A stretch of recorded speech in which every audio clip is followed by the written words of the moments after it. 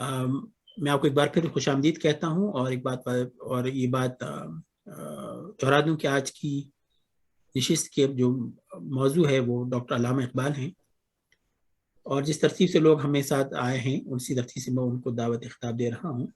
سب سے پہلے میں فخر النساء بہن آپ سے گزارش کروں گا آپ کے دعوت خطاب کے لیے۔ آپ کا موضوع خودی ہے تو آپ خودی کے موضوع پہ بات کریں گے۔ محترمہ فخر النساء صاحبہ۔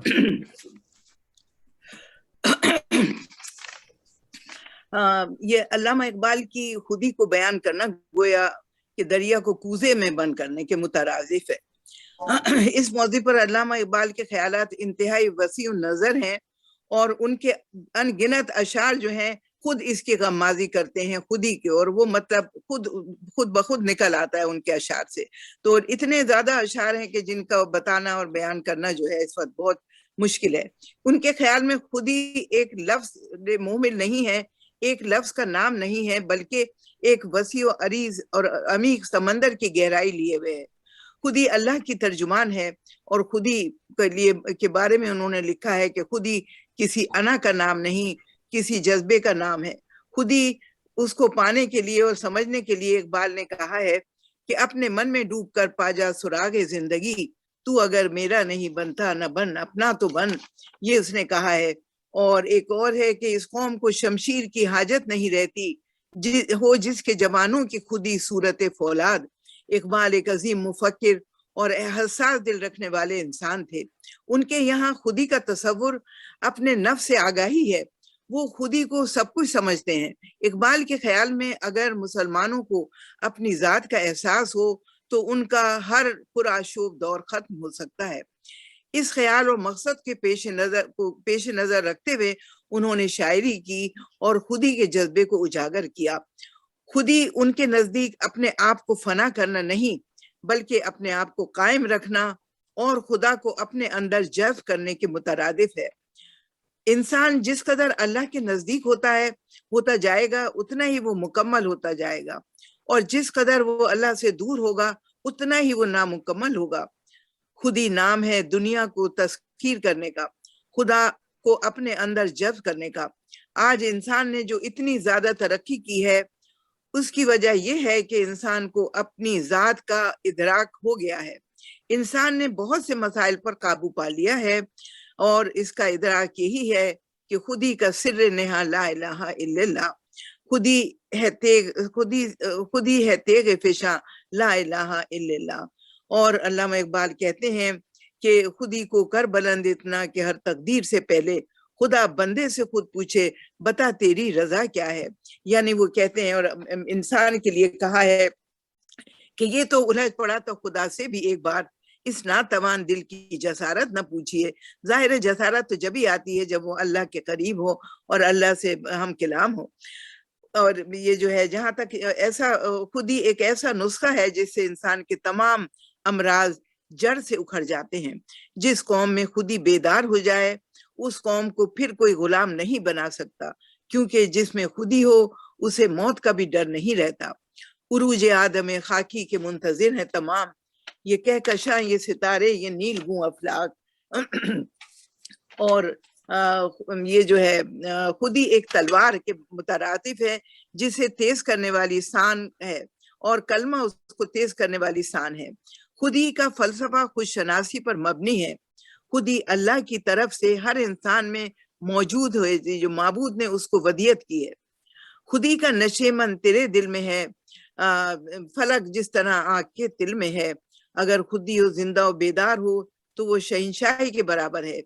ایک درویش کی شان اور شکوہ و دبدبہ اسی صورت میں موجود ہے، اور سنجر و تغلب سے بھی عظیم بادشاہوں سے کم نہیں جو امر ہو گئے، مرنے کے بعد بھی ان کو ہمیشہ یاد رکھا جائے گا۔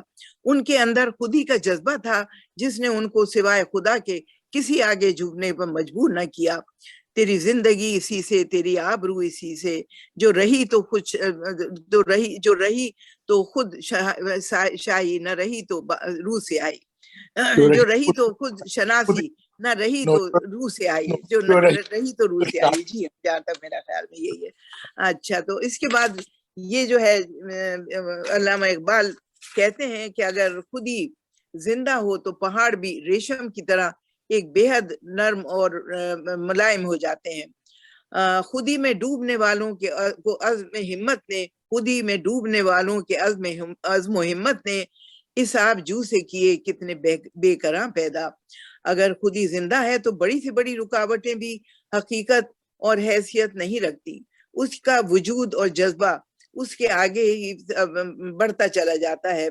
यानी कि जमीन व आसमां, कुर्सी व अर्श, खुदी की जद में है सारी खुदाई। वो कौमें जवाल पजीर हो गई जिनकी खुदी मुर्दा हो गई है, वो जलील ख्वार हो गए। खुदी के साथ में है उम्र जावेदा का सुराग, खुदी के सोच से रोशन है उम्मतों के चिराग।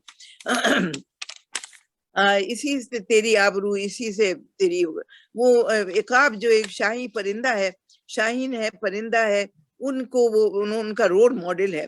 और वो कहते हैं कि वो इकाब जो है उसमें जितनी खुददारी और खुदी है वो उनका रोल मॉडल है। कि वो कहते हैं कि इकाबी रूह जब बेदार होती है जवानों में, नजर आती है उनको अपनी मंजिल आसमानों में।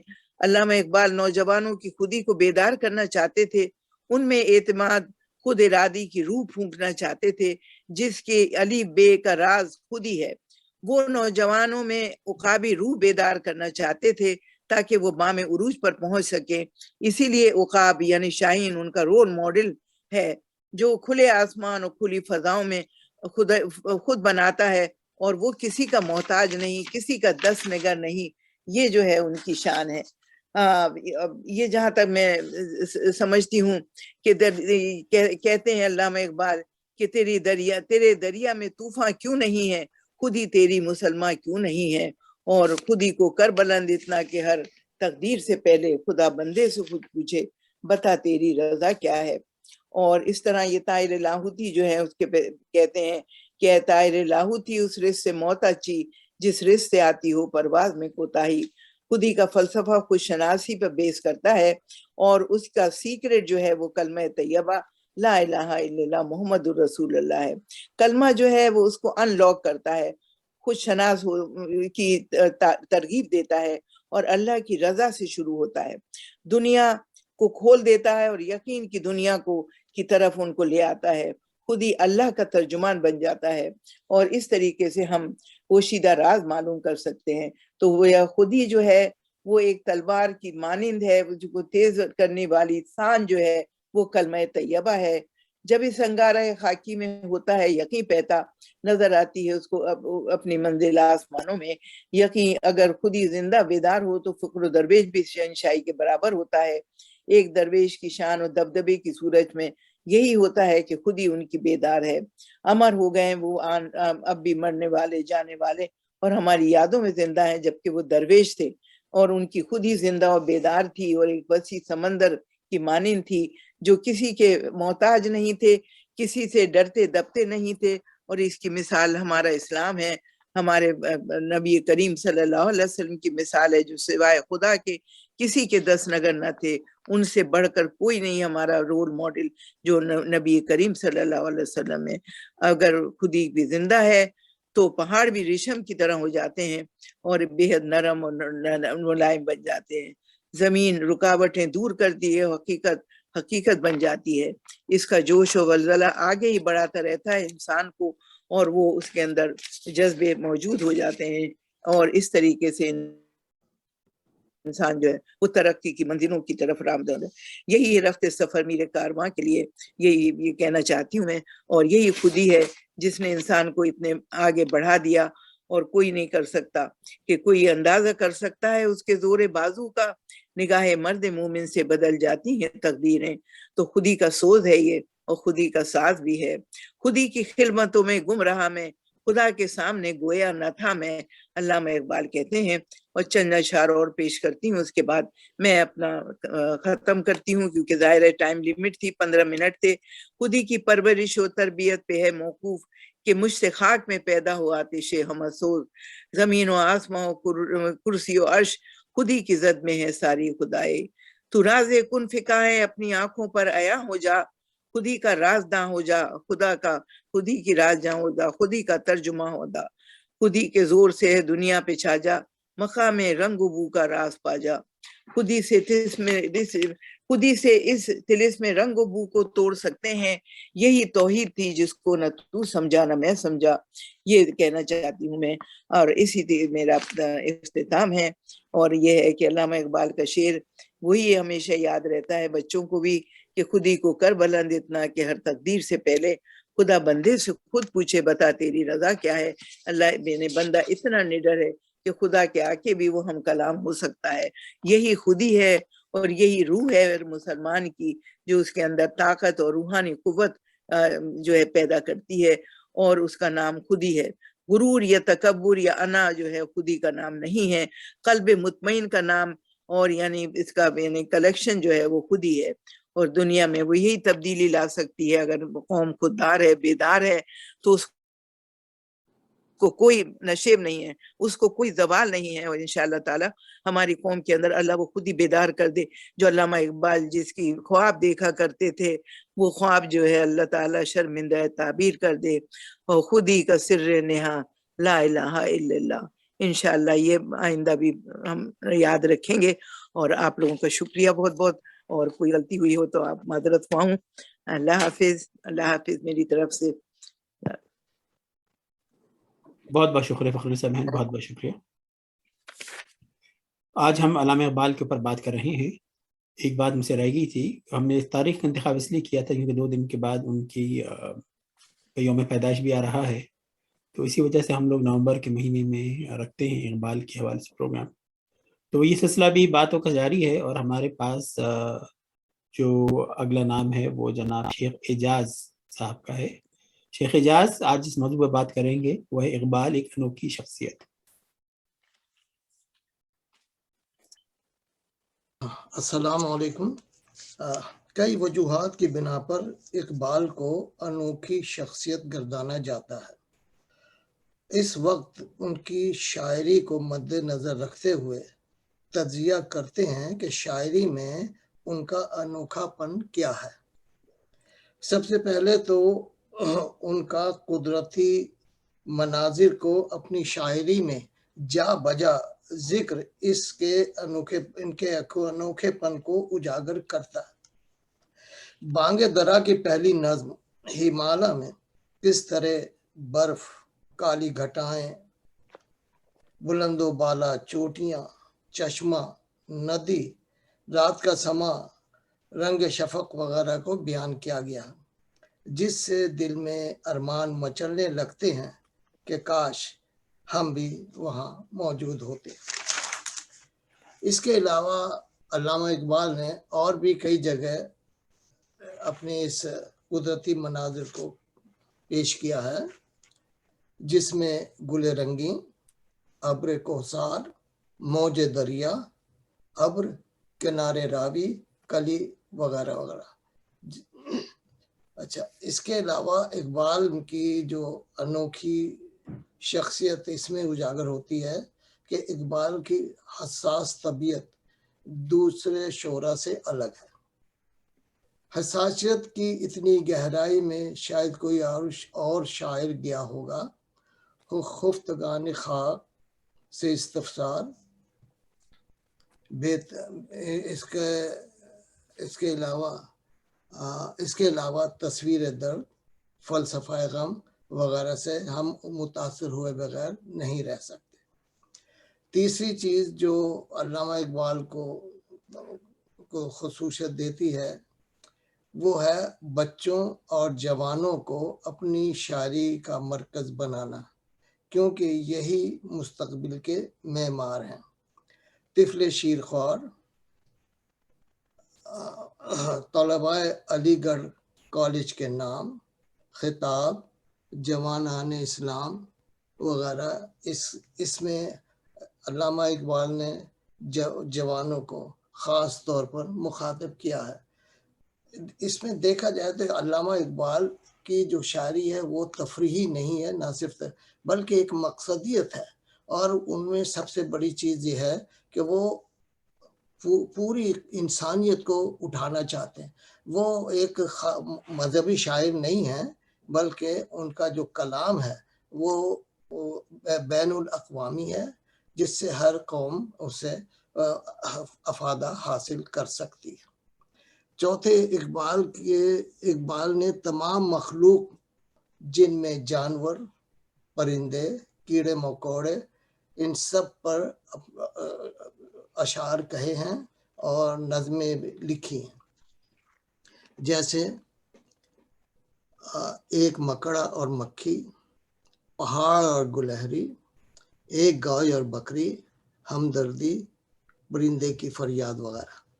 اس سے دیکھیے معلوم ہی ہوتا کہ ان کی نظر کسی خاص جگہ، کسی خاص علاقے، اس میں کوئی چھوٹا بڑا نہیں ہے، کو ہر ایک ادنا سے اعلیٰ ہر چیز کو انہوں نے اپنی شاعری میں اجاگر کرنے کی کوشش کی ہے۔ یہ بات کسی اور شاعر میں نظر نہیں آتی۔ پانچویں، اقبال کے علاوہ اور کوئی شاعر نظر نہیں آتا جس نے ماضی، حال اور مستقبل کے بارے میں اس طرح لکھا ہو۔ لوگوں کو، خاص کر مسلمانوں کو، ان کے آباء و اجداد کے کارنامے یاد دلانا، موجودہ حالات کی کیفیات کو بیان کرنا، مغربی تہذیب کے اثرات پر کڑھنا، یہ ایسی چیزیں ہیں کہ جس سے ان کی جو ان کا پیغام ہے وہ اپنا پیغام پہنچانا چاہ رہے ہیں۔ ان چیزوں میں تصویر درد ان کی میں سمجھتا ہوں کہ اتنی زبردست ایک مجموعہ نظم ہے جس میں انہوں نے کس طرح ہمیں اپنا ماضی یاد دلایا ہے، حال کا اور مستقبل، تینوں چیزوں کو انہوں نے اجاگر کرنے کی کوشش کی ہے۔ اور اس میں دیکھا جائے تو ایسی جب آپ پڑھتے ہیں تصویر درد کو تو اس میں ہر شعر جو ہے اس میں آپ کو کچھ نہ کچھ ایسی چیزیں نظر آتی جو کسی اور شاعر کے کلام میں نہیں پائی جاتی۔ اس کے علاوہ اقبال کا کمال ہے کہ مسلمان ہونے کے باوجود دوسرے مذہب کو بھی اپنی شاعری کا حصہ بنایا، جیسے سوامی رام تیرتھ، رام نانک وغیرہ۔ اس سے ظاہر ہوتا ہے کہ اقبال ہر مذہب کا احترام کرتے تھے اور انہوں نے اپنی شاعری میں ان مذاہب کے متعلق اپنے خیالات کا اظہار کر کے ثابت کرنے کی کوشش کی ہے کہ وہ ایک تنگ نظر مسلمان نہیں ہے۔ حالانکہ اسلام سے بہت زیادہ ان کا والہانہ لگاؤ ہے اور حضور علیہ السلام سے ان کی عقیدت بالکل ظاہر ہے، لیکن پھر بھی انہوں نے دوسرے مذاہب کو احترام کر کے ہمیں یہ بتایا ہے کہ ہمیں بھی ان مذہب کا احترام کرنا چاہیے۔ 7 نمبر پہ اقبال کا انوکھا پن شکوہ اور جواب شکوہ میں سب سے زیادہ نظر آتا ہے۔ شکوہ اور جواب شکوہ کو اگر شاہکار کہا جائے تو بیجا نہ ہوگا۔ گو ان پر اعتراضات بھی ہوئے لیکن ان کی مقبولیت میں کبھی کمی واقع نہیں ہوئی۔ بانگ درا اقبال کا ایسا مجموعہ کلام ہے جس میں دنیا جہان کے موضوعات کو اشعار میں ڈھالا گیا ہے۔ اس میں تخلیق آدم سے لے کر آخر تک کے تمام زمانے کے حالات بیان کیے گئے ہیں۔ انسانیت کے لوازمات اور زندگی کی مشکلات کو زیر بحث لایا گیا ہے تاکہ ہم اپنی زندگی کی مشکلات پر قابو پا سکیں اور مطمئن زندگی گزار سکیں۔ اچھا، اقبال کی انوکھی شخصیت کے اور بھی پہلو ہیں جن پر آج کی محفل میں بیان نہیں کیا جا سکتا، اس کے لیے زیادہ وقت درکار ہے۔ اگر ہم کسی ایک پہلو کو ہی اجاگر کر سکیں تو یہ کمال کی بات ہوگی۔ آخر میں ان کی جو ایک نظم ہے جس کا عنوان شاعر، یہ اکثر میں گنگناتا ہوں تو میں اس کو وہ پیش کرنا چاہتا ہوں۔ اقبال فرماتے ہیں، قوم گویا جسم ہے، افراد ہیں اعضائے قوم۔ قوم گویا جسم ہے، افراد ہیں اعضائے قوم، منزل صنعت کے رہ پیما منزل سنت کے رہ پیما ہے دست و پائے قوم، منزل سنت کے رہ پیما ہے دست و پائے قوم، محفل نظم حکومت چہرہ زیبائے قوم، شاعر رنگی نما ہے دیدائے بینائے قوم۔ اور یہ شعر بہت زبردست ہے۔ مبتلا درد کوئی عضو ہو روتی ہے آنکھ، کس قدر ہمدرد سارے جسم کی ہوتی ہے آنکھ۔ اس سے اندازہ ہوتا ہے کہ شاعر جو ہو، کوئی بھی شاعر ہو، حساسیت کے بغیر وہ شاعری کر ہی نہیں سکتا، یہ ایک ثابت ہوتا ہے۔ اور آنکھ جو ہے وہ پورے ایک خاص، یعنی یہ دیکھیں کہ حساسیت ایک خاص جگہ مرکوز نہیں ہے، بلکہ پوری جگہ پوری قوم میں ہے کا درد ان کے دل میں ہوتا ہے۔ تو اس سے یعنی آنکھ کو تشبیہ دے کر کہیں بھی درد ہو تو آنسو آنکھوں سے ہی آتے ہیں۔ تو یہ علامہ اقبال کی ایک زبردست نظر، جس میں شاعر کے متعلق انہوں نے ایک بہت ہی زبردست اپنا آئیڈیا پیش کیا ہے۔ تو میں یہیں پہ کہنے کو تو اور بہت کچھ ہے، لیکن میں چاہتا ہوں اور دوسرے لوگ بھی اس میں حصہ لیں، تو اس لیے میں اپنا بیان یہاں ختم کرتا ہوں۔ شکریہ۔ بہت بہت شکریہ شیخ اعجاز صاحب۔ بلا شبہ اقبال کی شخصیت بالکل بہت ایک انوکھی شخصیت تھی، آپ نے بہت اچھے مضامین ہم نے کور کیے۔ اب میں گزارش کروں گا محترمہ تلمیذ بنی صاحبہ سے، ان کا موضوع ہے اقبال اور تصور موت۔ محترمہ تلمیذ بنی۔ جی السلام علیکم۔ وعلیکم السلام۔ اچھا، میں اصل میں جب میں اقبال کی شاعری پڑھ رہی تھی تو دو تین باتیں ہیں جن کا میں ذکر کروں گی کہ جس کا ان کے تصور موت سے تعلق ہے۔ ایک تو یہ کہ اقبال نے مراثی لکھے ہیں لوگوں کے، یعنی کہ موت کے اوپر جو انتقال ہوئے ان کے مرثی لکھے ہیں، والدہ مرحومہ کے نام لکھا ہے، داغ کے بارے میں لکھا ہے، اور کچھ ایسے افراد ہیں جو کہ زندہ نہیں ہیں اور جن کو اقبال نے خراج عقیدت پیش کیا، جیسے کہ سید کی لوح تربت ہے یا غالب کے اوپر ہے۔ تو ان دونوں میں یعنی کہ جو دونوں کا ظاہر سب کا تعلق چونکہ موت سے وہ لوگ اب موجود نہیں ہے، ایک جگہ آپ کو یعنی کہ جو مراثی ہیں ان میں تو وہ جذبے کی شدت آپ کو نظر آئے گی، یہ نظر آئے گا کہ جو لوگ چلے گئے ہیں ظاہر اب انہیں کون ریپلیس کرے گا، کون آئے گا ان کی جگہ۔ اور دوسرے جو یعنی کہ جو خراج عقیدت کے طور پہ جو انہوں نے لکھی ہیں نظمیں دوسروں کے لیے جو کہ ظاہر زندہ نہیں ہیں جو شخصیات، اس میں ظاہر عقیدت کا اور ان کی عزت کا یا ان سے سیکھنے کا جو ایک یا ان کے پیغام کو سمجھنے کا ایک جو جذبہ ہے وہ نظر آتا ہے۔ اب میں آتی ہوں موت کے تصور، یعنی یہ تھوڑی سی وضاحت تھی نظموں کی، اب میں آتی ہوں موت کی تصور کی طرف۔ تو ظاہر یہ بات ہمیں نہیں بھولنی چاہیے کہ وہ ایک فلسفی تھے، اور فلسفے میں جو تصورات ہیں، دو تصورات کا میں ذکر کروں گی، ایسٹ اور ویسٹ کے۔ ویسٹ کا جو فلسفہ ہے موت کے بارے میں، اور ایسٹ کا جو فلسفہ ہے ظاہر ہمارے یہاں جو شاعری میں استعمال ہوا ہے زیادہ، اس میں موت کا ذکر اس طرح آیا ہے یعنی کہ جو تصوف سے بہت زیادہ متاثر ہے، اور جس میں انسان ایک جز کی حیثیت سے زندہ ہے اور وہ کل سے مل جاتا ہے۔ یہ ہمارے یہاں تصور ہے تصوف میں، جسے ہم وحدت الوجود کا تصور بھی کہتے ہیں۔ اور ویسٹ میں جو تصور ہے موت کا، وہ ظاہر ہے کہ انسان کی جو جسمانی وجود ہے اس کا خاتمہ ہے، اور لیکن یہ کہ کیا کانشیسنس کا بھی خاتمہ ہو گیا ہے، کیا سوچ کا بھی خاتمہ ہو گیا ہے۔ دونوں جگہ ظاہر ہے کہ موت ہمیں بظاہر خاتمہ ہی نظر آتی ہے نا کسی فرد کا، لیکن ویسٹ میں بھی اور ایسٹ میں بھی موت کو خاتمہ نہیں سمجھا جاتا دونوں فلسفوں میں۔ ایسٹ میں اس کا یعنی کہ مشرق میں اس کا جو رنگ ہے وہ ظاہر فلسفیانہ بھی ہے اور مذہب سے بہت زیادہ ڈریون ہے یا مذہب سے بہت زیادہ متاثر ہے۔ ویسٹ میں ایسا نہیں ہے۔ اب میں جیسے انہوں نے موت کے بارے میں جو ان کے چند اشعار ہیں وہ میں آپ کو پڑھ کے سنا دیتی ہوں۔ ایک شعر جو ہے ان کا، اور جس سے میں آپ کو بتاؤں گی کہ یہ یہاں پہ انہوں نے کس تصور کو پیش کیا۔ ایک شعر ہے ان کا، موت کو سمجھیں غافل اختتام زندگی ہے یہ شام زندگی صبح دوام زندگی۔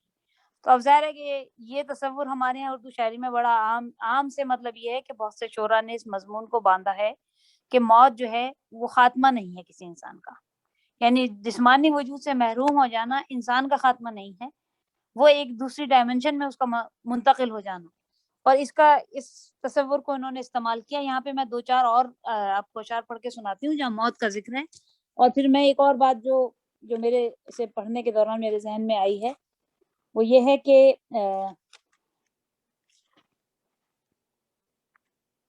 جب انہوں نے ایک شعر پڑھا، ان کی ایک نظم ہے خفتگان خاک سے استفسار، تو اس میں انہوں نے، میں 4 شعر پڑھ دیتی ہوں کہ جب وہ خفتگان خاک سے بات چیت یعنی کہ سوال جواب کر رہے ہیں تو کیا عوض رفتار کے اس دیس میں، یعنی کہ مردوں سے بات چیت کر رہے ہیں، پوچھ رہے ہیں کہ اس دیس میں کیا بیت رہی ہے آپ لوگوں پہ. کیا عوض رفتار کے اس دیس میں کیا عوض رفتار کے اس دیس میں پرواز ہے، موت کہتے ہیں جسے اہل زمین کیا راز ہے، اس طرح بھی دل کا ساما یہاں کی ہست و بود ہے، علم انسا اس ولایت میں بھی علم انسا اس ولایت میں بھی کیا محدود ہے. یعنی کہ موت ایز این انگما، موت ایسا ایک معمہ جو کہ ظاہر انسان زندگی کے اس طرف جھانک کے نہیں دیکھ سکتا کہ کیا ہے. یہاں پہ ایک جو ایک سمجھ لیجیے عمومی تصور ہے موت کا کہ زندگی کے بعد کیا ہونا ہے. یہاں پہ انہوں نے فلسفے کا جو رنگ ہے وہ یہاں غالب نہیں ہے، بلکہ ایک عام آدمی کا، ایک عام سوچنے، یعنی کہ سوچنے والے ذہن کا ایک جو سوال ہے یہاں پہ کہ موت کے بعد ہوگا کیا. وہ لوگ بھی جو کسی دائی ہستی پہ یا طاقت پہ یقین رکھتے ہیں اور وہ بھی جو نہیں رکھتے، ان سب کے لیے یہ بلا اتفاق یہ ایک ایسا سوال ہے یا معمہ ہے کہ ہوگا کیا. ظاہر ہے کچھ لوگ ہیں جو کہتے ہیں کہ ایسا ہوگا، لیکن ظاہر ہے وہ ان کے پاس بھی کوئی ثبوت نہیں ہے. میں کسی مذہب کے خلاف یہ حق میں بات نہیں کر رہی ہوں، لیکن یہ کہ بہرحال ان کے پاس کوئی ثبوت نہیں. تو یہاں پہ وہ مردوں سے یہ پوچھ رہے ہیں کہ اس دیش میں کیا ہوتا ہے، اور ظاہر ہے کہ یہاں پہ ہست اور بود یعنی کہ ہونے نہ ہونے میں کیا وہاں پہ بھی ایسی ہی بے چینی ہے موت کے بعد انسانوں میں جیسے زندگی میں ہوتی ہے کہ انسان زندہ ہے، اپنے ہست یا بود کا کون سا تقاضا وہ پورا کر رہا ہے. تو اس کے بعد میں آتی ہوں صفحہ نمبر، یعنی کہ جو صفحات میں نے نوٹ کیے ہیں یا نظموں پہ، کہ پروانے نے کہا کہ اپنے بارے میں، آزار موت میں اسے آرام جاں کہاں، شعلے میں تیری آزار موت میں اسے آرام جاں ہے کیا، شعلے میں تیری زندگی جاویداں ہے کیا. جب شمع اور پروانہ ایک دوسرے سے گفتگو کر رہے ہیں، اور ظاہر شمع اور پروانے کا جو ایسا استعارہ یا تشبیہ کہہ لیں، علامت بھی کہ ہمارے شاعری میں بہت زیادہ استعمال ہوا ہے، اور بہت اسے کہتے ہیں ایک ایسا ٹھکا ہوا، اسے کہتے ہیں ایک مضبوط ایسا استعارہ ہے جس کے لیے کسی ابلاغ کی ہے، جس کے لیے کسی وضاحت کی ہمیں ضرورت نہیں پڑتی.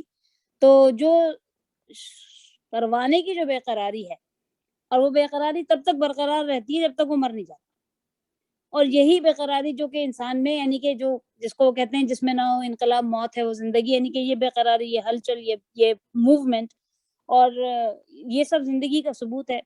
جہاں سکوت ہے ظاہر ہے وہاں زندگی نہیں ہے، جہاں بالکل ٹھہر جانا ہے وہ زندگی کی علامت، وہ اسے نہیں مانتے. تو آخر شعلے میں ایسی کیا بات ہے کہ وہی باقی رہتا ہے، پروانہ ختم ہو جاتا ہے، شعلہ تو باقی رہتا ہے. تو یہ یہاں پہ ایک اور سوال انہوں نے اٹھایا ہے موت کے بارے میں کہ کیا موت سے واقعی یعنی موت خود ایک اتنی لذت دینے والا واقعہ ہے، یا لذت دینے والا تجربہ ہے عشق میں کہ انسان کو اس کی کوئی پرواہ نہیں رہتی کہ وہ اپنے جان سے جا رہا ہے، اس کے لیے وہ جان دینا بھی بہت ایک اچھا تجربہ ثابت ہوتا ہے. تو یہ ایک اور تصور ہے موت کا. یعنی وہ ظاہر ہے کہ چونکہ شمع اور پروانے کے عشق ہمارے یہاں بہت زیادہ استعمال ہوا ہے، ظاہر ہے یہ عشق ہی کی کہ ثبات میں آپ کہہ لیجیے یہ مضمون انہوں نے باندھا ہے. اچھا، پھر تیسرا ایک اور ہے شعر، میں سے بھی پڑھ دیتی ہوں. اور یہاں میں ایک ایسی بات کا آپ سے ذکر کروں گی جو کہ ہمیشہ سمجھ لیجیے کہ ہم جس چیز سے کسی چیز کو اس کے مخالف عنصر سے سمجھتے ہیں، جس کے لیے ویسے میں ایک بہت مشہور اصطلاح استعمال ہوتی ہے بائنری اپوزیشن، کہ ایک دن ہے اور ایک رات ہے، تو ان دونوں کے امتزاج سے ہم دن کے تصور کو سمجھتے ہیں. بالکل اسی طرح قائم یا عنصروں کا تماشا تو جسے یعنی آفتاب یا اس کے لیے کہہ رہے ہیں، یہ ترجمہ ہے گایتری سے، قائم یا عنصروں کا تماشا تجھی سے ہے، ہر شے میں زندگی کا تقاضا تجھی سے ہے. تو میں نے اس شعر کو ایز اے بائنری اپوزیشن کے طور پر پیش کیا ہے کہ جہاں پہ زندگی ہوگی موت وہیں پر ہوگی. موت یہ نہیں کہ اپنی مجرد صورت میں، آپ کی آواز نہیں آ رہی ہے رضوان صاحب، موت اپنی مجرد صورت میں کہیں نہیں ہو سکتی، اسی طرح زندگی اپنی مجرد صورت میں کہیں نہیں ہو سکتی. یہ بالکل ایسے ہے کہ ایک ہی سکے کے دو رخ، زندگی کے بغیر موت نہیں ہے اور موت کے بغیر زندگی نہیں. آپ چاہیں تو اسے بایولوجی کے بھی شاید کسی نظریے سے ثابت کر دیں، لیکن جو فلسفے میں یا جو یہاں پہ انہوں نے یہ بات کہی ہے کہ سورج کا زوال ہوتا ہے تبھی اس کا عروج ہوتا ہے. تو جب موت یعنی ایک جو سلسلہ ہے، آپ چاہیں تو اس کو وقت کا آپ یہ کہہ لیں کہ ایک سرکولر جو وقت کی موومنٹ ہے، یا جسے کہتے ہیں چکردار کہہ لیجئے، گردشی جو حرکت ہے، وہ یہی ہے کہ ایک کے بعد دوسری چیز کا آنا لازم ہے. اگر وہ سلسلہ رک جائے گا تو وہ پھر اختتام ہے، پھر اس کے بعد کوئی ترقی نہیں ہے، اس کے بعد کوئی پروگریس نہیں ہے، اس کے بعد کوئی ارتقا نہیں ہے، اس کے بعد کوئی دوسرا نیا دن نہیں. تو موت کے یعنی کہ زندگی کے لیے موت کا ہونا ضروری ہے، اور موت کے لیے زندگی کا یعنی موت ہی زندگی کو یہ سمجھ لیجیے ثبات کا باعث ہے، زندگی کو جاننے کا باعث ہے. اور اسی چیز کو جو میں نے کہا ہے کہ بائنری اپوزیشن ایک جو فلسفہ جو بہت استعمال ہوتا ہے کہ ایک چیز کی ضد کے ذریعے ہم دوسری چیز کی حقیقت کو سمجھتے ہیں، اور اسی کو انہوں نے یہاں پہ اس کو یہاں پہ انہوں نے پیش کیا ہے. اب یہ میرا خیال ہے میرے پاس شاید زیادہ وقت نہ ہو، تو میں آپ سے یہ چاہوں گی کہ اگر میرے پاس وقت نہیں ہے تو آپ لوگ مجھے بتا دیں، کیونکہ ظاہر ہے اس موضوع پہ کافی دیر بات ہو سکتی ہے، اور میں دوسروں مطلب کسی اور کا وقت نہیں لینا چاہتی. دیکھیے آج لوگ کم ہیں، آپ تھوڑا ویسے بات کرنا چاہتی ہیں آپ مزید کر لیں. اچھا ٹھیک ہے.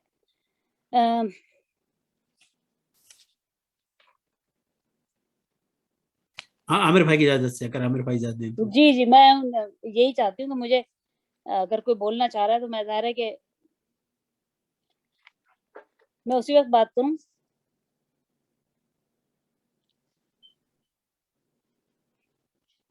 یہ کیا ہے، ابھی بات اور کر لیتے ہیں، ہمیں صوفیہ ضمیر کوئی بات کرنی ہے کوئی، اس کے بعد ٹھیک ہے، آپ چاہیں تو میرا وقت آپ انہیں دے دیں. جی تو اس لیے کہ مجھے ذرا صفحات اپنے دیکھنے پڑ رہے ہیں. جی ٹھیک ہے، تو آپ تھوڑا ٹائم لے لیجئے، پھر آپ کی طرف لوٹ آئیں گے. ٹھیک ہے، صحیح. صوفیہ ضمیر بہن، اگر آپ کچھ بات کرنا چاہتی ہیں، آج ہمارا موضوع ہے اقبال. السلام علیکم.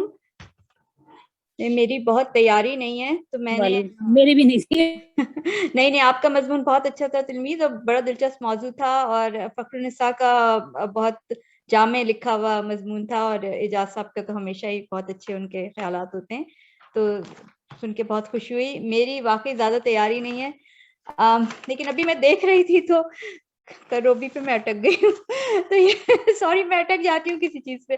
تو اقبال کی غزل ہے نا کہ تمہاری تہذیب اپنے خنجر سے آپ خودکشی کرے گی، وہ اس طرح کا جو شاخ نازک پہ بنے گا آشیانہ ناپائیدار.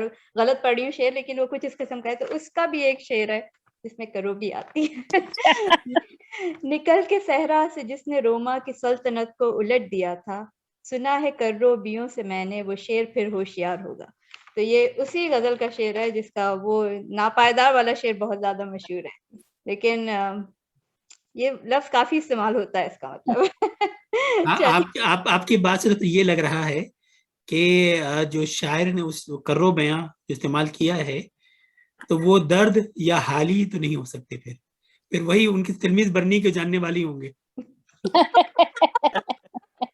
جنہوں نے اتنی غلط انہوں نے وزن میں یہ شعر کہا ہے. بہرحال اب ہمارا اقبال سے آ گیا، تو اب کچھ نہیں کیا جا سکتا، کیونکہ یہ آپ نے ثبوت دے دیا کہ کروبیاں جو لفظ ہے وہ کرو بیاں نہیں ہے، کروبیاں آپ نے بتا دی کہ اقبال نے کہا ہے، اور اقبال فارسی کی ظاہر بات ہے وہ تو سند ہے فارسی کے اندر، تو لفظ کروبیاں ہی ہے، اور اگر کروبیاں پڑھیں گے تو وہ مشہور شعر غلط ہو جاتا ہے. بس ثابت ہوا کہ تلمیذ بہن صحیح کہہ رہی ہیں.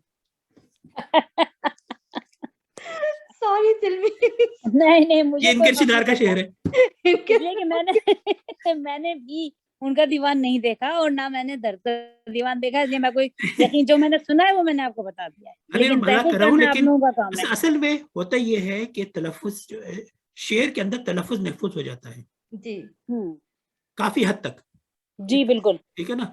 تو اگر اس لیے کنفیوژن ہو رہی تھی کیونکہ جیسا فخر النساء بہن نے بتایا تھا، یا میرا بھی اور اجاز بھائی کو یقین تھا کہ کرو بیاں ہوگا، کیونکہ نہیں تو یہ وزن سے خارج ہو جاتا ہے. لیکن اگر صوفیہ ضمیر نے جو بتایا ہے وہ کروبیاں ہی ہوا، اور اقبال نے کروبیاں کر دیا تو کرو بیاں غلط ہے. الحمدللہ. یا پھر ہوستا دونوں ہو، واللہ عالم. وہی بات جو پہلے کر رہے تھے، ہم کہیں سے تو ہم سند لیں گے نا، تو اب ہم اقبال سے سند لے لیتے ہیں. اقبال سند لے رہے ہیں تو پھر کروبیاں ہیں. نہیں میں تصحیح کر دوں، یہ شعر ہے کہ نکل کے صحرا سے جس نے روما کی سلطنت کو الٹ دیا تھا، سنا ہے یہ قدسیوں سے میں نے وہ شعر پھر تو یہ میرا نہیں خیال کہ کرو کیا، میں نے کنفرم بھی کی. جو میں نے مضمون میں پڑھا ہے انہوں نے کروبیاں لکھا ہے، تو کچھ سیوں مجھے یاد بھی یہی تھا. اور اب کنفرم مضمون جو ہے یہ شیخ سر عبد القادر کا ہے، اور میں نے اس میں پڑھا ہے. انہوں نے یہ لکھا ہے کہ جس وقت یہ شعر کہا گیا تھا اس وقت عرب کی بیداری بہت دور کی بات معلوم ہوتی تھی، مگر اس کے بعد خود انہوں نے اور ان کے بعد ہم عصروں نے اس بیداری کا آغاز دیکھ لیا تھا. تو اگر یہ پھر چھپا ہوا غلط ہے تو یہ بڑے افسوس کی بات ہے کہ یہ کسی چھپے ہوئے مضمون میں. دوبارہ مجھے یاد بھی یہی تھا کہ سنا ہے یہ کچھ سیوں سے، میں نے اچھا کنفرم بھی ابھی کیا ہے، مگر دوبارہ کنفرم کرنے میں حرج کوئی نہیں ہے. چلیں ٹھیک ہے، میں آپ کو وہ اس کی پرنٹ بھیج دیتی ہوں جہاں سے میں نے پڑھا ہے. تو میں نے یہ خود سے نہیں مجھے اچھے وقتوں میں یہ پوری سب یاد تھی یہ نظم، تو مجھے اسی سے مجھے، مگر میں ضرور مشہور غزل ہے بالکل. تو چلیں ٹھیک ہے، میں آپ کو اس کا وہ اسکین بھیج دوں گی، اس کا پرنٹ بھیج دوں گی کہ میں نے کہاں پڑھا ہے ابھی تھوڑی دیر میں دیکھ کے. تو ٹھیک ہے چلیں، یہ میرا مضمون جو ہے یہ اس کا نام ہے اقبال اپنوں کی نظر، یہ اس کا عنوان ہے اقبال اپنی نظر میں. تو یہ ایک کتاب سے لیا گیا ہے جس کا نام ہے اقبال اپنوں کی نظر میں، اور یہ مصباح الحق صدیقی نے لکھی ہے. انہوں نے یہ کہا ہے کہ علامہ اقبال کو جن حضرات نے بہت قریب سے دیکھا ہے اور انہوں نے اس عظیم المرتبت شخصیت کے متعلق مختلف زاویہ ہائے نظر سے اپنے اپنے مشاہدات اور تجربات کو مختلف تاثرات کے تحت قلم بند کیا گیا ہے.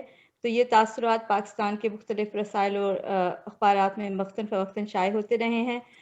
مصباح الحق صدیقی نے ان نگارشات کو کتابی شکل میں پیش کیا ہے تاکہ علامہ اقبال کی شخصیت کے مختلف گوشوں سے عام قارئین اور خصوصاً نئی نسل کو متعارف کرایا جا سکے. تو یہ اس پوری کتاب میں اقبال کے مختلف شخصیت کے مختلف پہلو پر مضامین ہیں جو کہ بڑے بڑے لوگوں کے لکھے ہوئے ہیں.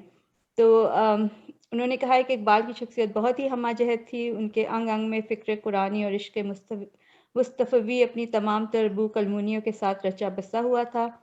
وہ قرآن کی تلاوت کرتے تو صفات بھیگ جاتے، جب عزیزوں کے حقوق کی باری آتی تو سخت بیماری کے عالم میں بھی محمد دین تاثیر کا نکاح پڑھانے پہنچ جاتے. کبھی سلطان المشائخ کے دربار میں نغمہ زن ہیں، کبھی موچی گیٹ کے کباب فروشوں کی بھی دل دہی کرتے ہیں، کبھی اسلامی ملک کے علماء اور یورپ کے فلسفیوں کی پیاس بجھاتے ہیں. غرض کے اقبال کے روپ میں ایک جہان تھا جو ایک انجمن تھی جو لٹ گئی. تو پھر اسی کتاب سے ایک مضمون ہے اقبال اپنی نظر میں جو کہ فیض احمد فیض کا لکھا ہوا ہے. تو یہ مضمون جو ہے میں پڑھ دیتی ہوں. اس کا میں نے خلاصہ کیا ہے اور تھوڑا سا اس کو آسان کیا ہے اس کی لینگویج کو. تو یہ مضمون میں پڑھ دیتی ہوں کہ اقبال کی نظر سے دنیا کو بہت لوگوں نے دیکھا ہے، لیکن اقبال کی نظر سے اقبال کا مطالعہ کسی نے نہیں کیا ہے. یہ مضمون اسی بحث کا حرف آغاز ہے. یہ بحث دو وجہ سے اہم ہے. پہلی وجہ یہ ہے کہ خودی، عقل و عشق اور خدا اور انسان اور ایسے ہی دوسرے فلسفیانہ موضوعات کی طرح اقبال کی ذات بھی ان کے کلام پر ایک مستقل موضوع ہے، ان کے کلام کا ایک مستقل موضوع ہے، اور ان کے کلام کا کوئی دور ایسا نہیں ہے جو اس موضوع سے عاری ہو. اور دوسری وجہ یہ ہے کہ میری رائے میں کلام اقبال کا سب سے پرخلوص، سب سے دلگداز اور سب سے دلچسپ جز وہی ہے جو ان کی اپنی ذات سے متعلق ہے. یہ حصہ فلسفے سے عاری ہے لیکن جذبے سے بھرپور ہے.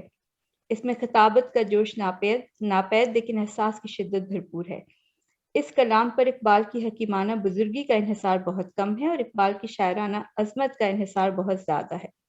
اقبال مرحوم کی فلسفیانہ نظریات کا ارتقاء تدریجی ہے، انقلابی نہیں. ان کے ابتدائی اور آخری افکار و خیالات میں ایک داخلی رابطہ ہے اور تسلسل ہے جو ٹوٹنے نہیں پاتا.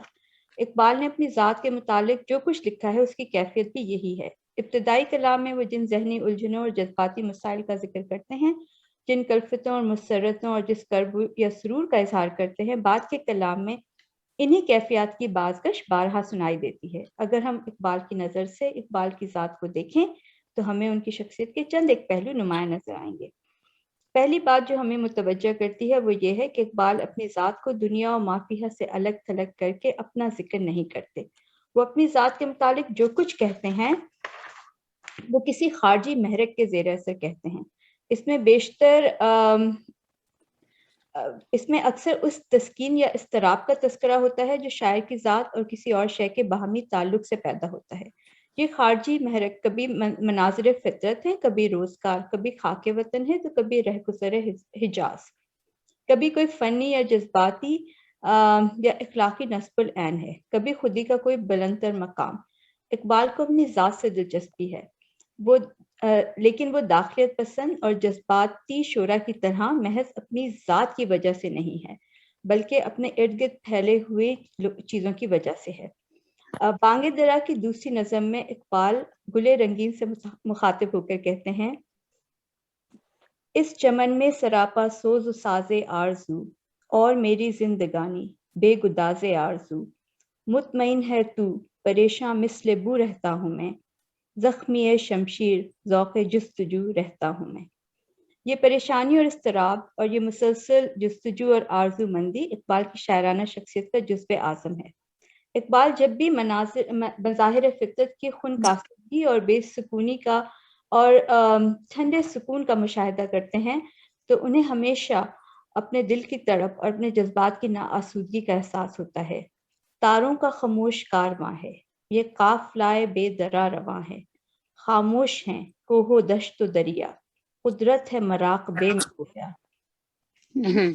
قدرت ہے مراق بے میں گویا، اے دل تو بھی خاموش ہو جا، آغوش میں لے کے غم کو سو جا۔ ان کی مضطرب و پرسوز شخصیت اپنے اضطراب اور سوز و گداز کی وجہ سے اپنے آپ کو دنیا میں اجنبی اور تنہا محسوس کرتی ہے۔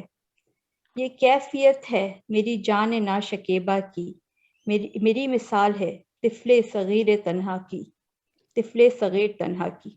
اقبال کو لگتا ہے کہ وہ حصول منزل میں کامیاب نہیں ہو سکے، نہ وہ خرد کی گتھیاں سلجھا سکے، نہ عشق کا مقام محمود انہیں ہاتھ آیا ہے۔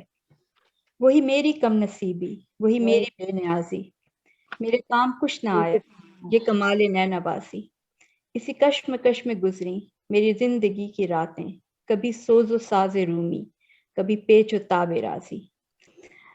ان کی طبیعت میں حلم اور انکسار بھی ہے، غرور اور تمکنت بھی۔ ان کا فکر اپنی بے سامانی پہ نازاں ہے اور اپنی کم آمیزی پہ شاداں ہے۔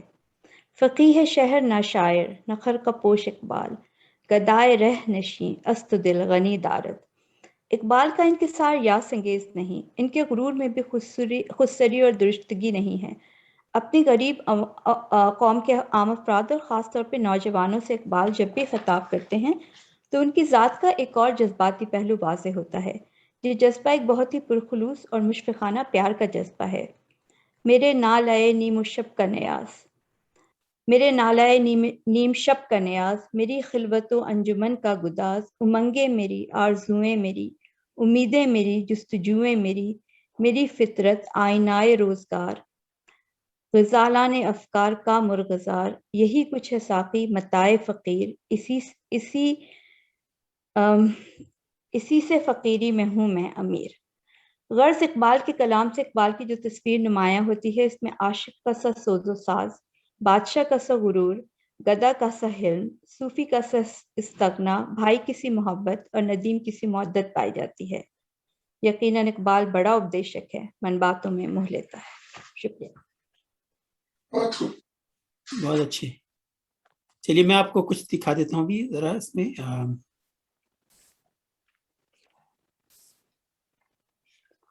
اچھا، یہ سوال یہ ہے سب لوگوں سے کہ یہ شعر اقبال نے کس کے لیے کہا ہے؟ گوگل میں چیک کیجیے گا۔ تلوار کا دھنی تھا، شجاعت میں مرد تھا، پاکیزگی میں جوش، محبت میں فرد تھا۔ 5 چوائسیز ہے نیچے۔ رام چندر جی، حضرت علی، صلاح الدین ایوبی، نیپولین یا اورنگزیب کے بارے میں شعر سنیے۔ میرا خیال ہے رام چندر جی۔ آپ اچھا صوفیہ بہن آپ کا، فخرالنساء بہن آپ کا کیا خیال ہے؟ تلوار کا دھنی تھا، شجاعت میں مرد تھا، پاکیزگی میں جوش، محبت میں فرد تھا۔ اس کا کوئی ظاہر آبویس آنسر نہیں ہو سکتا۔ حضرت علی یا صلاح الدین ایوبی آبویس آنسر ہو جائیں گے۔ تو اگر یہ پروسیس آف ایلیمینیشن ہے، ہمیں سکھایا جاتا ہے، تو پروسیس آف ایلیمینیشن سے رام چندر جی لگ رہے ہیں۔ نہیں تو ملٹیپل چوائس کوسچن ہے، اسی لیے میں نے دیا۔ میں نے حضرت علی کا بھی ہو سکتا ہے، تو اس میں نیپولین کیوں نہیں ہو سکتا؟ لیکن ان کو جو محبت میں فرق تھا، یہ میرے خیال میں صلاح الدین ایوبی میرے خیال میں ہے۔ اچھا چلیے اچھی بات ہے، سب نے اپنا اپنا جواب دے دیا۔ یہ اصل میں یہ شعر انہوں نے رام چندر جی کے لیے کہا تھا، شاعر مشرق، شاعر اسلام، پاکستان کا قومی شاعر اقبال۔ انہوں نے پوری رام پہ ایک نظم لکھی ہے، رام کی شان میں، اسی کا یہ شعر ہے۔ تلوار کا دھنی تھا، شجاعت میں مرد تھا، پاکیزگی میں جوش، محبت میں فرد تھا۔ یہاں میں یہ بات اصل میں اسی سلسلے میں ایک پوری ایک پریزنٹیشن کرنا چاہ رہا تھا، لیکن وقت نہیں ملا، تو یہ صرف اس کا ایک سلائیڈ آپ کو میں نے پیش کر دیا۔ تو یہ جو ہماری بات انہوں نے کہی ابھی شیخ اعجاز صاحب نے، کہ اقبال اس معاملے میں بالکل کنجوس نہیں تھے، اگر وہ فردوں کی تعریف کرنے پہ آتے تھے، خاص طور پہ اگر وہ افراد ہندوستان کے ہیں۔ انہوں نے جناب گوتم بدھ کے اوپر شعر کہے ہیں، انہوں نے گرو نانک پہ بھی کہے ہیں، اچھا انہوں نے لکشمن کے بارے میں بھی کہا ہے شعر، فارسی خالص جاوید نامہ کے اندر ذکر ہے اس چیزوں کا۔ اور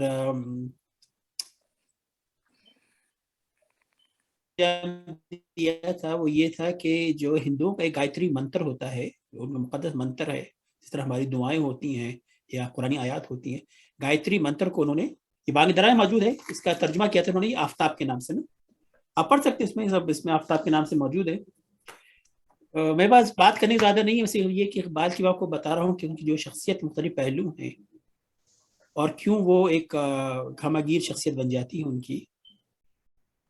میں یہ سوچتا ہوں کہ اگر یہ شعر جو انہوں نے لکھے ہیں رام کی شان میں، اگر یہ جوش نے لکھ لیا ہوتا یا فیض نے لکھا ہوتا تو ان پہ کفر کے فتوے لگ جاتے، یا یہ کہ اگر وہ گیتری منتر فراز نے ترجمہ کیا ہوتا تو ان کو شاید ان کو کوڑے لگا کے ان کو پھانسی میں لٹکا دیا جاتا ہے، کیا ان کے ساتھ اشر ہوتا ہے۔ لیکن کیونکہ اقبال نے لکھا ہے تو سب معاف ہے، کیونکہ ہم اور آپ، ہم سب چیزوں کو مختلف تعصب کی نگاہ سے دیکھتے ہیں، اور ہم کبھی غور بھی نہیں کرتے، بتایا بھی نہیں جاتا کہ اقبال نے ان لوگوں کے بارے میں جو کہ غیر مسلموں کے ہیرو ہیں، بہت سارے ہیں، اس میں کل لمبی چوڑی لسٹ ہے، اقبال نے جن کی تعریف میں بہت کچھ کہا ہے،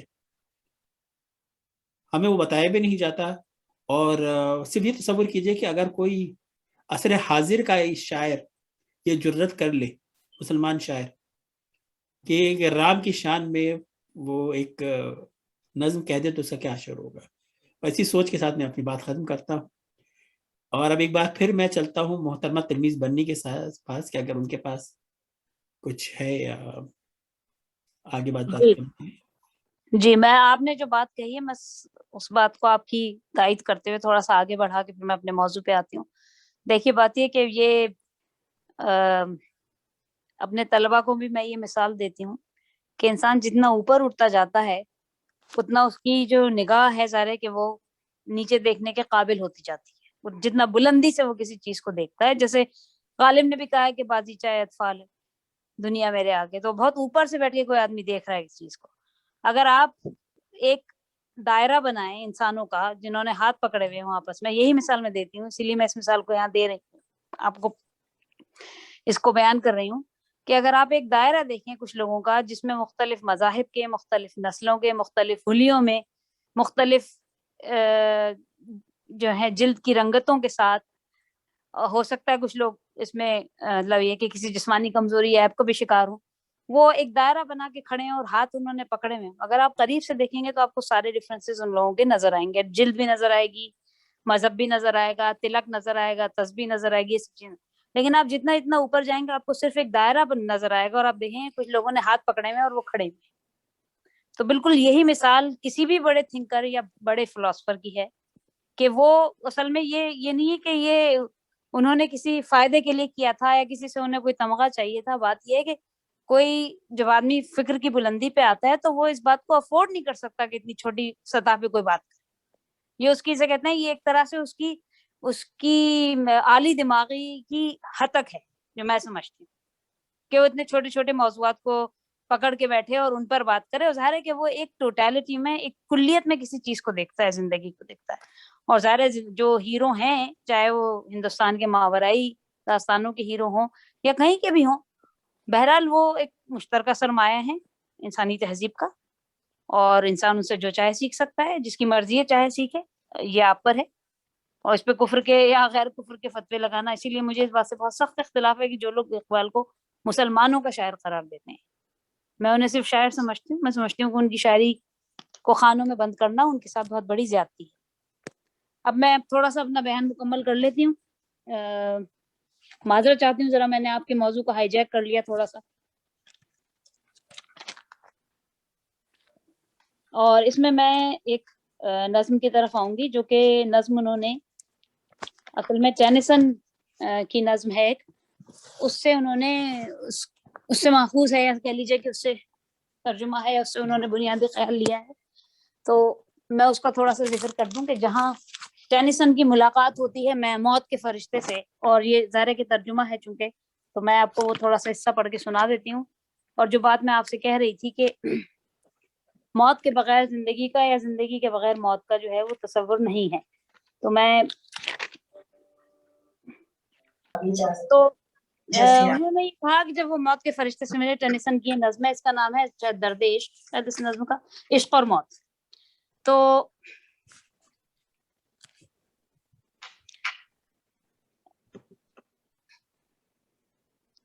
پے سیر فردوس کو جا رہا تھا، قضا سے ملا راہ میں وہ قضارا. یہ پوچھا کہ تیرا نام کیا کام کیا ہے، یہ پوچھا تیرا نام کیا کام کیا ہے، نہیں آپ کو دی دیری گوارا، یعنی کہ موت کے فرشتے کی. ہوا سن کے گویا قضا کا فرشتہ، اجل ہوں میرا کام ہے آشکارا. اڑاتی ہوں رختے سفر، اڑاتی ہوں رختے ہستی کے پرزے، بجھاتی ہوں میں زندگی کا شرارہ. میری آنکھ میں جادوئے نیستی ہے، اسی پیام فنا ہے اسی کا اشارہ، مگر ایک ہستی ہے دنیا میں ایسی، وہ آتش ہے میں سامنے اس کے پارا. تو یہاں میں اصل میں یہی کہہ رہی تھی کہ یہ جو موت کا جو تصور ہے اقبال کے ہاں، وہ ہر طرح سے کہتے ہیں نا، ایک بہت ہی بڑی رینج کے ساتھ، ایک بہت ہی متنوع موضوعات کے ساتھ وہ آیا ہے. وہ کہیں زندگی کا اختتام ہے، یعنی ایک عام سطح پہ جب عام قاری سے مخاطب ہے، اور کہیں پر وہ ایک نیا آغاز ہے، کیونکہ ظاہر ہے کہ موت کے بغیر زندگی پیدا نہیں ہو سکتی. تو اور اس میں اگر آپ ظاہر ہے اس کی مختلف توجیحات کر سکتے ہیں. کچھ لوگ اس کو ظاہر ہے کہ ہو سکتا ہے ری انکارنیشن یا تناسخ کے عقیدے کے تحت بھی دیکھیں، لیکن یہ کہ بہرحال یہ انٹرپریٹیشن ہے، یہ توضیحات ہیں، کسی طرح سے بھی کی جا سکتی ہیں. تو یہ ایک تو یہ، دوسرے یہ کہ میں جو ایک اور نظم تھی جس کے بارے میں دیکھ رہی تھی،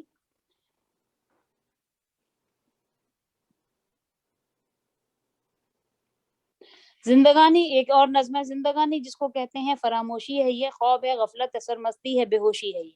تو اصل میں زندگی اور موت کے تصور کو جس طرح انہوں نے پیرالل یا ایک دوسرے کے مساوی پیش کیا ہے، اور ایک کو دوسرے کی ضرورت قرار دیا، ایک کو دوسرے کی ضد نہیں قرار دیا جب وہ فلسفے کی سطح پہ آتے ہیں.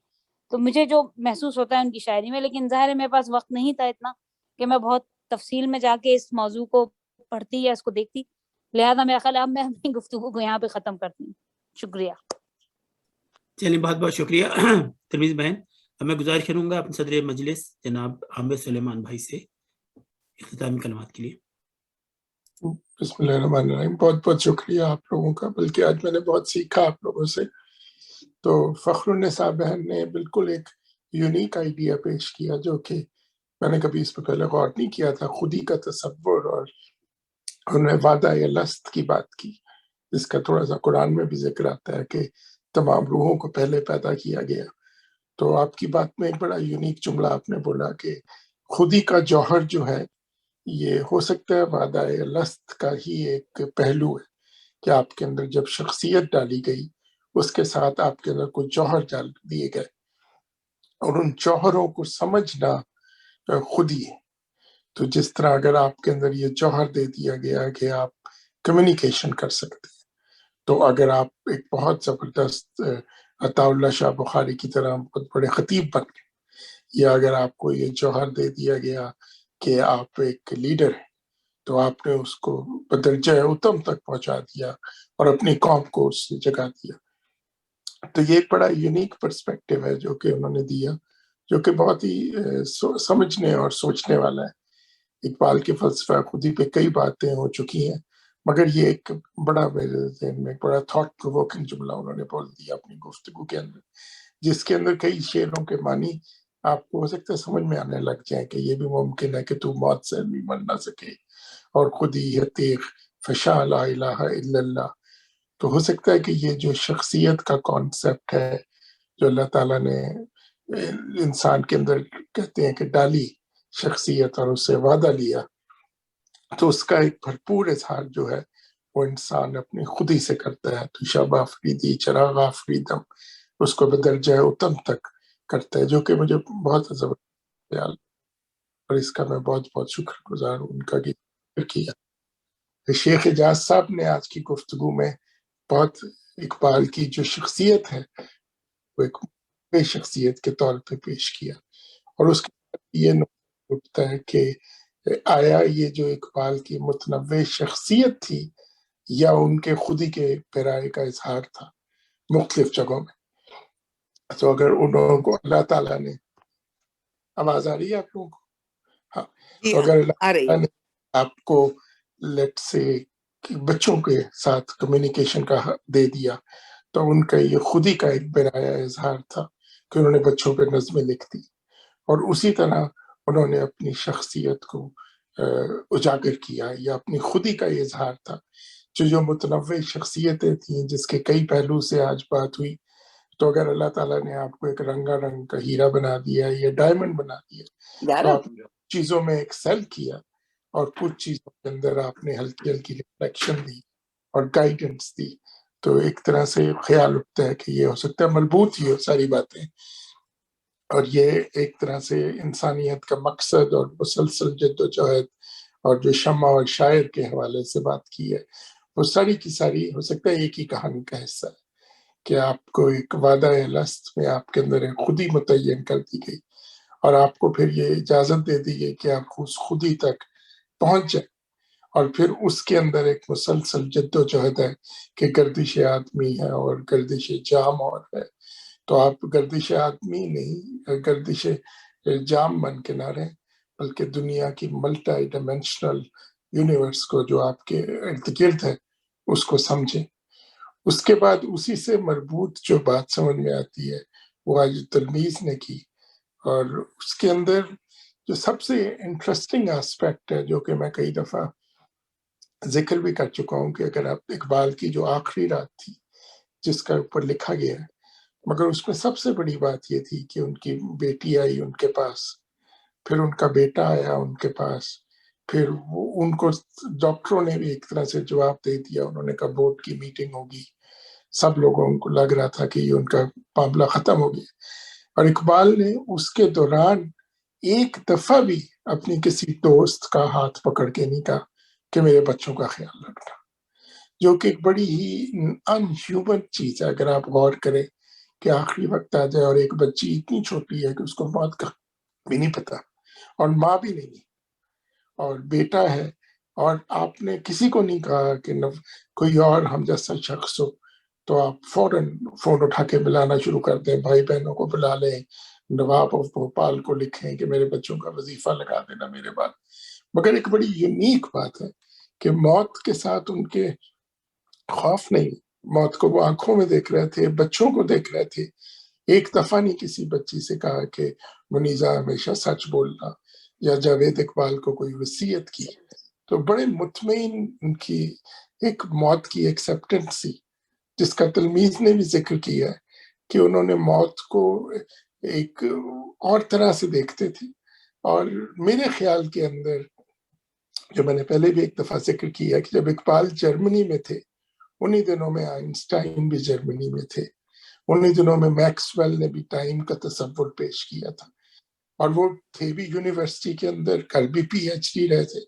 تو میرا خیال ہے کہ یہ ایک کافی لائکلی سینیریو ہے کہ اقبال جو ہے وہ جو سائنٹیفک ڈیولپمنٹ ہو رہی تھی ان دنوں کے اندر، اس سے اقبال کا تصور وقت اور تصور موت جو ہے انہوں نے اس کو ڈیولپ کیا.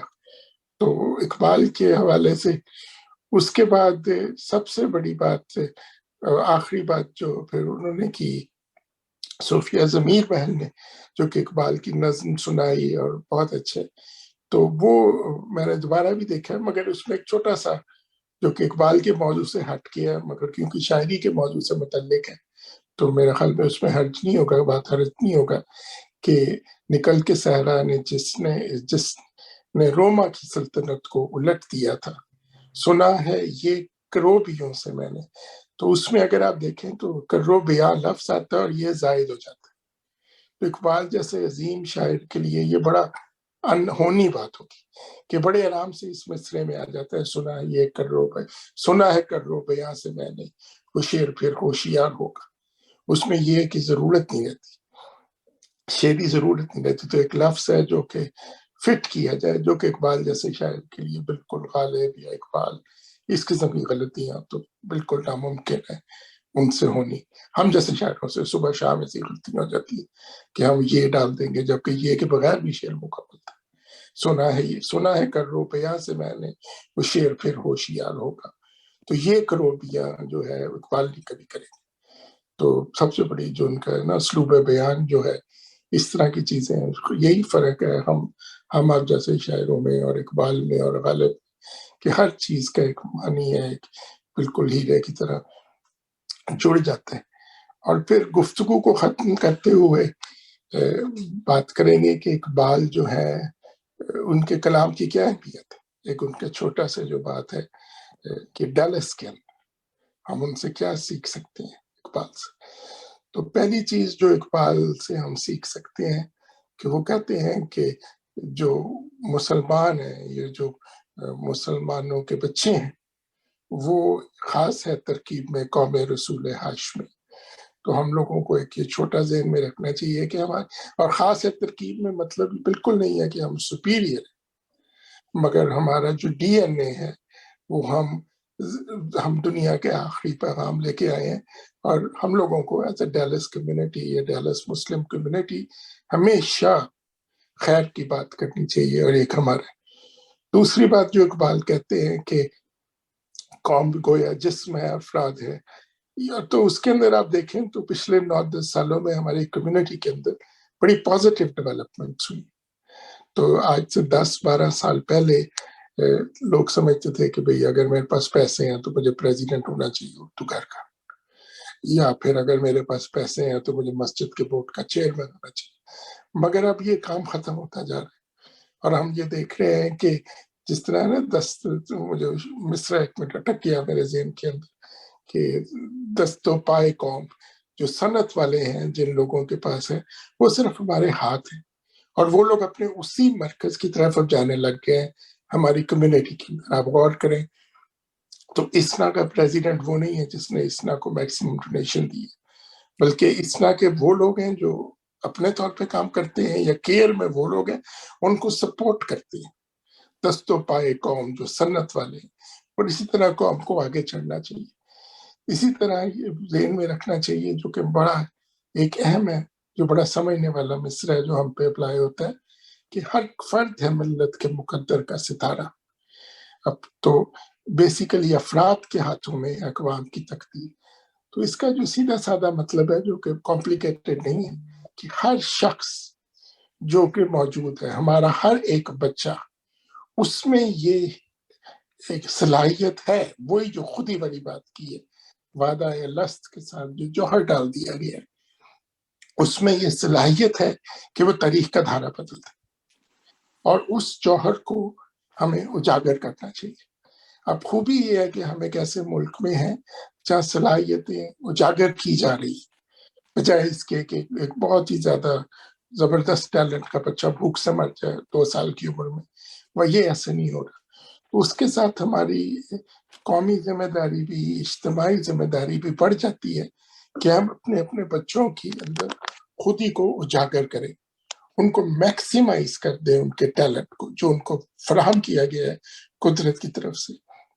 اور چاہے وہ دنیا کی تقدیر بدلے، مگر اس کو شارٹ سیل نہ کریں. ہم کوشش کریں کہ اس کانسیپٹ کو جو کہ آج بڑا اچھا فخرالنساء بہن نے پیش کیا ہے، ہم اس کو آگے بڑھائیں، اور ایز اے کمیونٹی ہم ہر ایک اپنا اپنا رول سمجھیں، اور اس کے ساتھ اپنے، اگر آپ کا بیسٹ جو ہے، جس طرح ہماری صوفیہ بہن ہے وہ میتھمیٹکس کے اندر، اور ان کا جو ہو سکتا ہے وہ خود کوئی میتھمیٹکس میں بریک تھرو نہ کر سکے، مگر ہو سکتا ہے کہ اس بڑے فیبرک کے اندر ان کا رول ہے کہ وہ ایسے بچے ٹرین کر دیں جو کہ 20 سالوں کے اندر چینج کر دیں چیزوں کو. اور کیونکہ جو وقت کا فیبرک ہے جو کہ اقبال نے بات کی ہے، وہ موت نہیں ہے کسی چیز کو، بلکہ ہم ہر چیز جو ہے، ہماری جو ٹیلنٹس ہیں وہ آگے بڑھنے چاہیے. موت تبھی واقع ہو جائے گی جب ہمارے گزرنے کے بعد کچھ بھی نہیں رہے گا، کوئی نشانی نہیں ہم چھوڑ کے جائیں گے. مگر اگر آپ نے علم نافع دوسرے کو دے دیا تو آپ نے اس کو بیٹ کر دیا. تو میرا خیال ہے کہ اس پورے فیبرک کو ریئلائز کیا جائے. اور پھر آخری بات جو فخر النساء بہن نے بڑی اچھی کی، کہ جو کہ بہت ہی انٹرسٹنگ تھی، کہ خودی کا تصور اقبال نے شخص کے ساتھ بھی نہیں، قوم کے ساتھ بھی دے دیا. اس کا مطلب ہے کہ کوئی گروپ آف پیپل ہے جن کے اندر مل کر ایک ٹیلنٹ آ جاتے ہیں. وہ اکیلے تو کچھ نہیں کر سکتے، مگر جب وہ ایک دوسرے کا ہاتھ جوڑ لیتے ہیں تو ایک دم ان کے اندر ایک ٹیلنٹ آتا ہے. اور تو اس کے اندر جس طرح ہمارے ادارے ہیں چھوٹے موٹے، اردو گھر ہو گیا، ہو سکتا ہے کہ ہمارا بگر پرپز یہی ہو کہ ہم ایک پوری خودی کو بیدار کر دیں اپنی کمیونٹی کے اندر. تو میرا خیال ہے کہ اس کے لحاظ سے آج کی محفل بہت زبردست تھی، کیونکہ اس میں ایک بہت بڑے کانسیپٹ کو ٹچ کیا گیا. پھر اسی کانسیپٹ کو آئرونیکلی شیخ حجاز بھائی نے اس کو اسی دوسرے طریقے سے کہا، کیونکہ یہ تو ہو نہیں سکتا کہ اقبال جیسی شخصیت جس میں اتنی ایکسلنس ہو، وہ ایسے ہی ہو رینڈم. کبھی آج دماغ آ گیا تو بچوں پہ لکھ دیا، کل دماغ آ گیا تو رام پہ لکھ دیا، پرسوں دماغ آ گیا. ان کی شخصیت کے اندر کا ایک جوہر ہے، وہ اس کو بار بار اجاگر کر رہے ہیں، وہی خود ہی کو اجاگر کر رہے ہیں. اور اس کے بعد اسی کانسیپٹ کو رضوان حسنی صاحب نے بیان کیا. پھر اسی کانسیپٹ کو تلمیذ نے بیان کیا کہ موت سے نہیں آپ مر سکتے اگر ایک دفعہ آپ اجاگر کرتے اپنے اندر کے جوہر کو، اپنے قومی جوہر کو. اور پھر اسی کانسیپٹ کو صوفیہ بہن نے اپنے طور پہ بیان کیا. تو میرا خیال ہے کہ آج کی محفل بہت ہی، ایک تو یہ کہ بہت زبردست ایک آئیڈیا جو مجھے ایکچولی فرسٹ ٹائم اسٹرائک کیا ہے کہ یہ جو خودی ہے یہ ایک جوہر ہے جو کہ شخصیت کے ساتھ، وعدہ لست کے ساتھ آپ میں ودیت کر دی گئی. تو یا تو وہ فردی سطح پہ آپ پہ موجود ہے، یا پہ اگر آپ میں موجود نہیں تو آپ پہ قومی سطح پہ ایک موجود ہے. Group of people, group of 20 people مل کے ایک قوم کے طور پہ آتے ہیں. اور ایک دفعہ وہ ٹیلنٹ بیدار ہو جاتا ہے تو پھر آپ کو کوئی نہیں دبا سکتا. تو وہ، اور اس کے لیے ضروری نہیں ہے کہ آپ تلوار لے کے پوری دنیا پہ غالب ہو جائیں. اس کا بڑا آسان سا ہو سکتا ہے کہ آپ دنیا کا فلاح و بہبود کریں. اور جو پورے فیبرک ہے، یہ جو ٹائم کا فیبرک ہے، اس کے اندر کلزم ہستی سے تو ابراہ مانند حباب، اس خانے میں تیرا امتحان ہے زندگی. تو یہ جو فیبرک ہے، ہم اس کے اندر اپنی شخصیت کو سمجھیں کہ ہمارا رول ایز این انڈیویجول ہے یا ہمارا رول ایک ایسے گروپ کے اندر ہے جو کہ چینج لا سکتا ہے اور دنیا کو بہتری کی طرف لے جا سکتا ہے. اور اگر یہ ہو جائے تو بالکل ٹھیک ہے کہ یہ بھی ممکن ہے کہ تو موت سے بھی مر نہ سکے. اور سب سے بڑی بات یہ ہے کہ جب آپ کے سامنے زندگی کی حقیقت ختم ہو رہی ہوتی ہے، جس طرح اقبال کی آخری بیان کی ہے، تو ان میں کوئی انہوں نے بات ہی نہیں ایسی کی. آخری وقت پہ تو بندہ قلعے کرتا ہے، بچوں کا خیال رکھتا ہے، وصیت کرتا ہے، کہتا ہے میری جائیداد کس کے پاس جائے گی. ان کی آپ آخری رات پڑھیں تو آپ کی آنکھیں کھل جاتی ہیں. انہوں نے بالکل ایک اس کو نارمل سی اکرنگ کے طور پہ لیا. تو وہ اس میں بلیو بھی کرتے تھے کسی لیول کے اندر. تو میرا خیال ہے کہ اس لحاظ سے آج کی محفل جن لوگوں نے نہیں اٹینڈ کی انہوں نے شاید مس کی. تو بہت بہت شکریہ.